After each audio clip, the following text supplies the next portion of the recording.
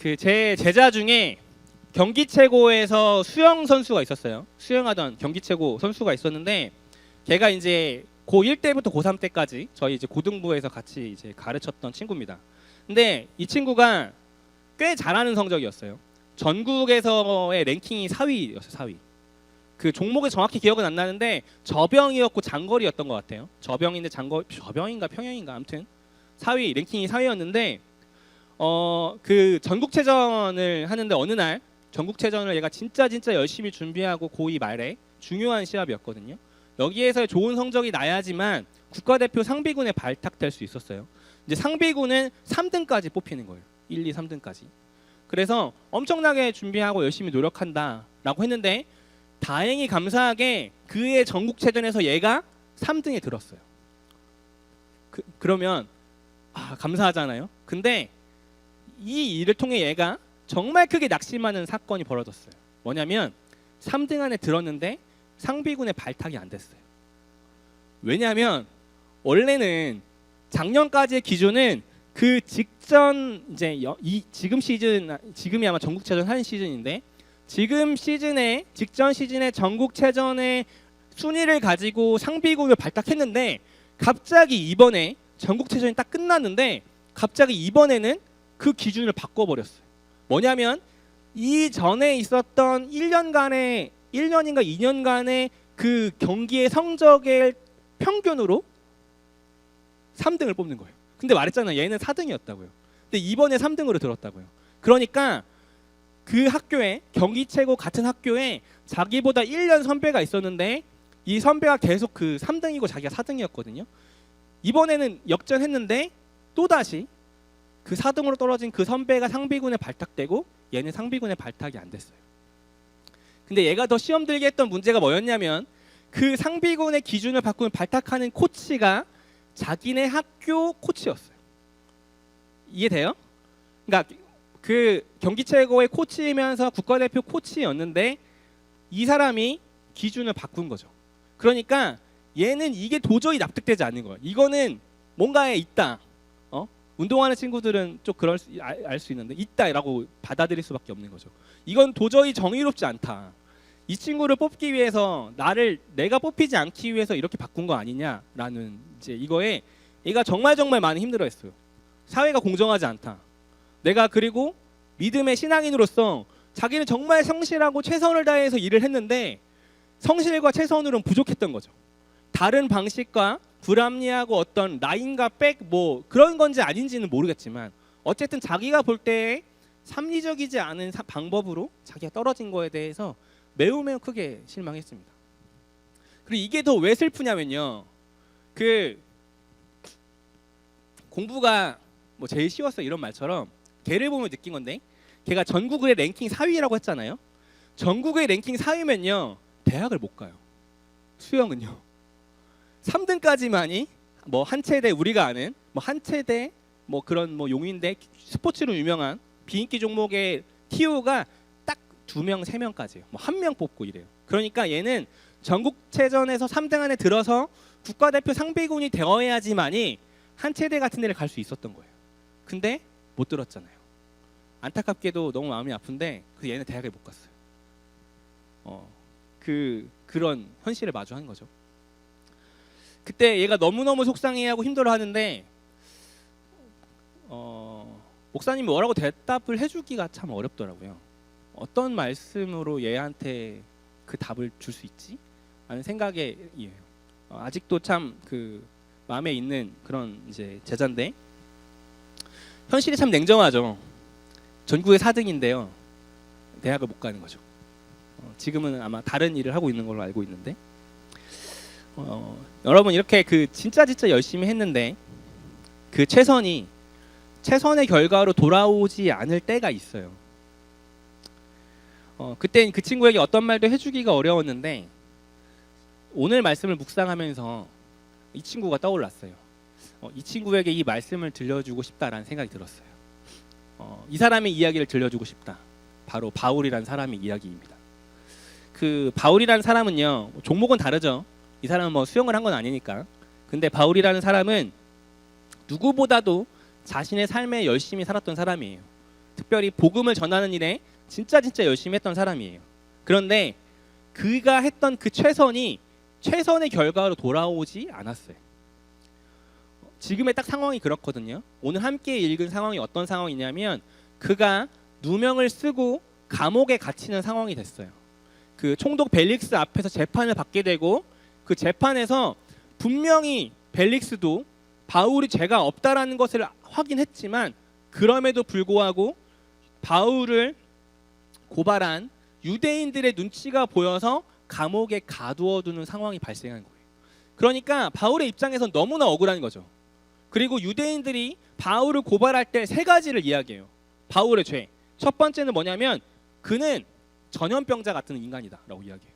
나쁜 거를 퍼뜨리는 전염병자 같은 인간이라고 이야기하는 거예요. 기분 더럽게 나쁘지 않아요? 내가 박혜성한테 야, 저 전염병 같은 인간, 저 코로나 같은 인간 이렇게 얘기하는 거죠. 저의 나쁜 것만 퍼뜨리는 기분 되게 나쁘잖아.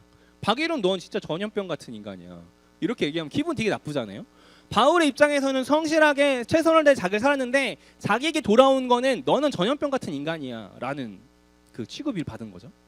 두 번째는 뭐냐면 더 짜증나고 화가 나는 거는 바울은 하나님의 율법을 부정하는 인간이라고 얘기하는 거예요. 근데 바울은 자기가 정말로 유대인 중에 유대인이고 누구보다도 율법을 최선을 다해 신실하게 지켰던 사람인데 그런 취급 받은 거죠. 그리고 세 번째는 하나님의 거룩한 성전을 더럽힌 사람이다라고 이야기를 받는 거예요. 그러니까 바울은 하나님을 위해서 정말 최선을 다해 자신의 삶을 살았는데 자기에 돌아온 그 대접은 전염병 같은 인간, 하나님의 율법을 무시한 인간, 하나님의 성전을 더럽힌 인간이라는 취급을 받는 거죠. 그 죄목으로 앞에 섰어요. 근데 벨릭스가 보기에도 그건 아니라는 게 판단됐거든요.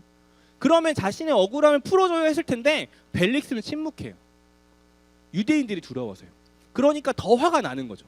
나는 아닌데 내가 이게 아닌데 그리고 저거를 풀어줘야 된 사람은 저 사람인데 저 사람 역시도 그걸 침묵하고 그냥 자기를 감옥에 가둬버린 상황이 너무나도 화가 나고 답답하고 억울한 상황인 거죠.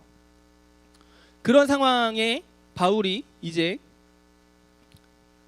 처했습니다. 제가 바울이라면요 사람들에게도 그렇겠지만 하나님께 진짜 많이 따졌을 것 같아요. 하나님 도대체 이게 뭐예요? 내가 하나님 위해서 진짜 신실하게 열심히 살았잖아요. 나 모든 거 내팽개치고 하나님을 위해서 전 세계 낯선 곳을 돌아다니면서 이렇게 복음을 전했는데 어떻게 제게 돌아온 이 대접이 하나님을 모욕한 사람, 하나님의 성전을 더럽힌 사람, 전염병 같은 사람이다. 이런 취급을 받게 하나요? 그런 마음으로 정말 많이 하나님 앞에 따졌을 것 같아요. 하나님을 위해 사는데 하나님의 삶이여 내 삶을 책임져 주신다고 했는데 도대체 내 삶은 이게 뭔가요? 라고 그런 생각이 들었을 것 같아요. 바울은 그러한 좌절을 겪고 있었거든요. 그의 마음이 어땠을까요? 그가 누구보다도 하나님의 기적을 정말 많이 경험했거든요. 그렇다면 더더욱 이 상황이 이해가 안 됐을 것 같아요. 하나님이 정말 많은 사람들을 고쳐주시고 치유하시는 이적들을 자기를 통해 이루셨는데 왜 너무나도 어렵지 않은 이 간단한 이 나의 상황만큼은 하나님이 침묵하고 계시는 거지? 뭐지? 이런 상황. 그리고 다른 것도 아니고 자기가 순교하겠다고, 자기는 로마에 가서 순교하겠다고까지 하는데 왜 그 길을 막으시고 나를 이렇게 여기에 가둬 놓으시는 거지? 라는 생각이 정말 많이 들었을 것 같아요. 이처럼 바울의 입장에서 지금의 상황은요 너무나도 화가 나고 억울하고 좌절되는 시간이었을 겁니다. 그런데요 이 시간이 나중 후에 되돌아보니까 이 시간 역시도 하나님의 계획이 그 시간 안에 있음을 말씀을 통해서 발견할 수 있었어요. 그가 갇혔던 감옥은요 자유옥이라고 해요. 뭐냐면 지금 우리 시대의 감옥과는 조금 달라요. 그냥 어떤 집이 있으면 가택연금 같은 걸 당한 거예요. 집 밖으로 나가지 못하는 그런 이제 감옥인 거죠. 그래서 집 밖으로는 나가는 건 제한되지만 누구나 바울을 만나러 그 집으로 들어오는 거는 허용되는 그런 감옥이었어요. 그가 여기서 2년 동안 약 갇혀 있었는데 성경의 역사가들은요 사도행전과 누가복음을 기록한 그 누가가 바울을 만나러 이 집에 아주 자주 왔다 갔다 했다고 해요. 그리고 누가복음을 기록한 누가가 언제 누가복음을 썼냐면 이 시기에 바울을 만나 예수님에 대한 이야기들을 듣고 교제하면서 바울의 영향과 도움을 받아서 누가복음을 썼다고 이야기합니다. 즉 그는 2년간 감옥에 갇혀서 직접적으로 예전처럼 사람들을 만나서 복음을 전하고 막 돌아다니지는 못했지만 그가 어느 누구를 만난 것보다도 훨씬 많은 사람들에게 복음을 전하는 그 사역을 이 시기 가운데 감당할 수 있었던 거예요. 바로 누가복음을 기록함으로 인해서요. 두 번째로 그가 갇혔던 그 감옥은 규정상 자유롭게 사람들이 드나들 수 있었지만 대신에 음식을 제공하지 않았대요. 감옥에 갇혀 있는데 로마에서 음식을 제공하지 않는 거예요. 밥은 알아서 네가 먹어 뭐 이러는 거죠. 근데 자기가 나갈 수가 없잖아요.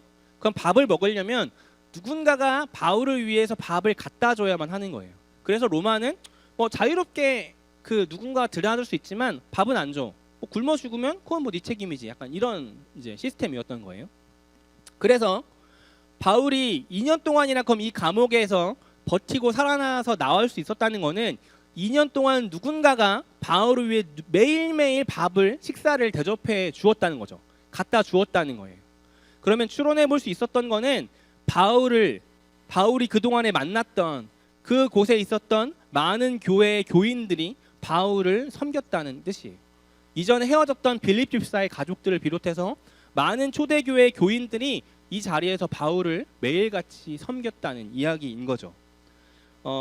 즉 그는 이 시간을 통해서 많은 성도들과 한 사람 한 사람 1대1로 깊은 교제를 가질 수 있었을 거예요.